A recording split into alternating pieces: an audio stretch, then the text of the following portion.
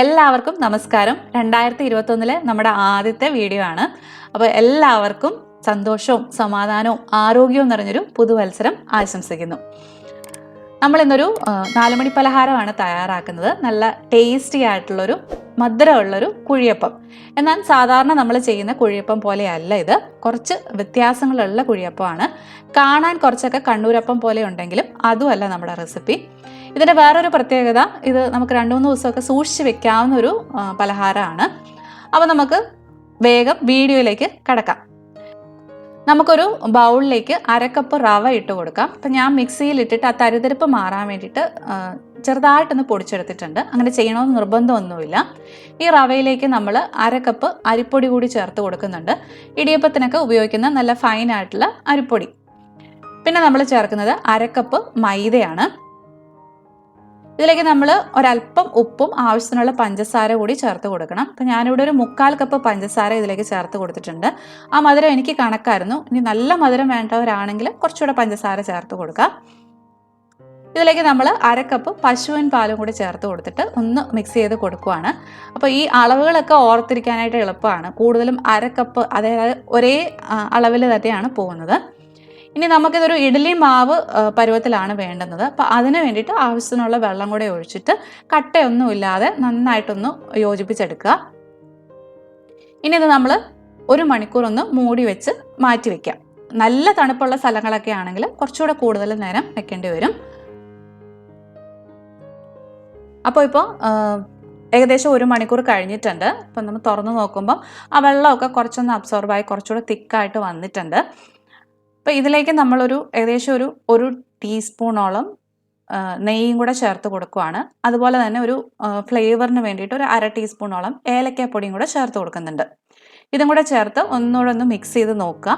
എന്നിട്ട് വീണ്ടും തിക്കായിട്ടാണ് ഇരിക്കുന്നതെങ്കിൽ ഒരല്പം വെള്ളം കൂടെ ചേർത്ത് കൊടുത്ത് ഒന്ന് ലൂസാക്കി എടുക്കണം. അപ്പം ഞാനിതിലേക്ക് ഒരു 1/4 കപ്പ് വെള്ളം കൂടെ ചേർത്ത് കൊടുക്കുന്നുണ്ട്. അപ്പോൾ വെള്ളം ചേർത്ത് കഴിയുമ്പം ഇതാണ് നമ്മുടെ മാവിൻ്റെ ഒരു പരുവം. ഇതിലേക്ക് നമുക്ക് വേണമെങ്കിൽ തേങ്ങാക്കൊത്തൊക്കെ കുറച്ച് നെയ്യിൽ വറുത്തിട്ട് ചേർത്ത് കൊടുക്കാം. ഞാനിപ്പോൾ അതൊന്നും ഇവിടെ ചെയ്യുന്നില്ല. ഇനി നമ്മളിതൊരു ഉണ്ണിയപ്പച്ചട്ടിയിലാണ് റെഡിയാക്കി എടുക്കാൻ പോകുന്നത്. അപ്പം ഞാൻ നേരത്തെ തന്നെ ഉണ്ണിയപ്പച്ചട്ടി അടുപ്പിൽ വെച്ചിട്ടുണ്ടായിരുന്നു, എണ്ണ ഒഴിച്ചിട്ടുണ്ടായിരുന്നു. അപ്പം അതിലേക്ക് ഈ പകുതി നിറയുന്ന, ഓരോ കുഴിയുടെയും പകുതി നിറയുന്നത് പോലെ ഈ മാവ് ഒഴിച്ചു കൊടുക്കുക. അപ്പോൾ ഒഴിക്കാനുള്ള എളുപ്പത്തിന് വേണ്ടിയിട്ട് ഞാൻ ആ മാവ് കുറച്ചായിട്ട് ഒരു ചെറിയ ഗ്ലാസ്സിലേക്ക് പകർത്തിയിട്ട് അതിൽ നിന്നാണ് ഒഴിച്ചു കൊടുക്കുന്നത്. ഇനി നിങ്ങളുടെ കയ്യിൽ ഉണ്ണിയപ്പച്ചട്ടി ഇല്ലെങ്കിൽ ഡയറക്റ്റായിട്ട് ഒരു കുഴിവുള്ള പാത്രത്തിൽ എണ്ണ ഒഴിച്ചു കൊടുത്തിട്ട് അതിലേക്ക് ഒഴിച്ച് വറുത്തെടുത്താലും മതി. ഇത്ര ഷേപ്പൊന്നും കിട്ടില്ല എന്നുള്ളതേ ഉള്ളൂ. ടേസ്റ്റൊക്കെ അതേപോലെ തന്നെ ആയിരിക്കുമല്ലോ. അപ്പോൾ ആ മുകൾ ഭാഗമൊക്കെ ഒന്ന് ആയെന്ന് തോന്നുമ്പോഴത്തേക്കും ഒന്ന് തിരിച്ചിട്ട് കൊടുക്കുക. അടിഭാഗം ഇതുപോലൊരു ചെറിയൊരു വെളുത്ത കളറിലായിരിക്കും ഇരിക്കുന്നത്. മറുവശമായിരിക്കും കുറച്ചുകൂടെ ഒന്ന് ബ്രൗൺ ആയിട്ട് വരുന്നത്.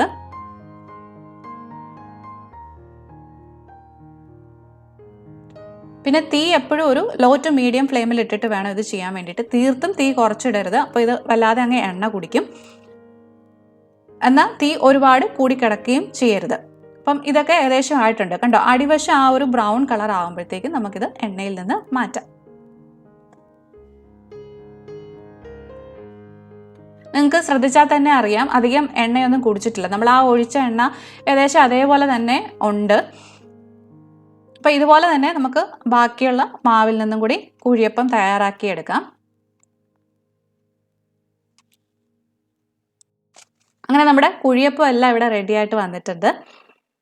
അപ്പോൾ ഈ ഒരു അളവിൽ നിന്ന് എനിക്ക് ഏകദേശം ഒരു 20 കുഴിയപ്പം കിട്ടിയിട്ടുണ്ട്.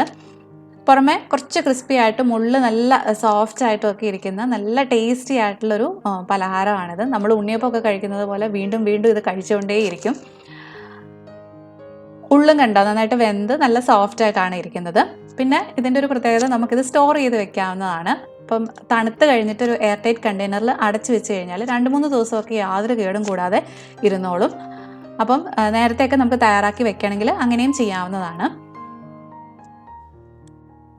അപ്പോൾ എല്ലാവരും വീട്ടിലിത് ട്രൈ ചെയ്ത് നോക്കിയിട്ട് അഭിപ്രായങ്ങൾ അറിയിക്കാൻ മറക്കരുത്. നിങ്ങൾക്ക് റെസിപ്പി ഇഷ്ടമായിട്ടുണ്ടെങ്കിൽ ലൈക്ക് ചെയ്യും കമൻറ്റ് ചെയ്യുകയൊക്കെ ചെയ്യാം കേട്ടോ. ഒപ്പം സബ്സ്ക്രൈബ് ചെയ്യാത്തവരാണെങ്കിൽ ഒന്ന് സബ്സ്ക്രൈബ് ചെയ്യുകയും കൂടെ ചെയ്യണേ. അപ്പോൾ നമുക്ക് വീണ്ടും വേറെ നല്ലൊരു റെസിപ്പി ആയിട്ട് കാണാം. അതുവരെ ബൈ ബൈ, ടേക്ക് കെയർ.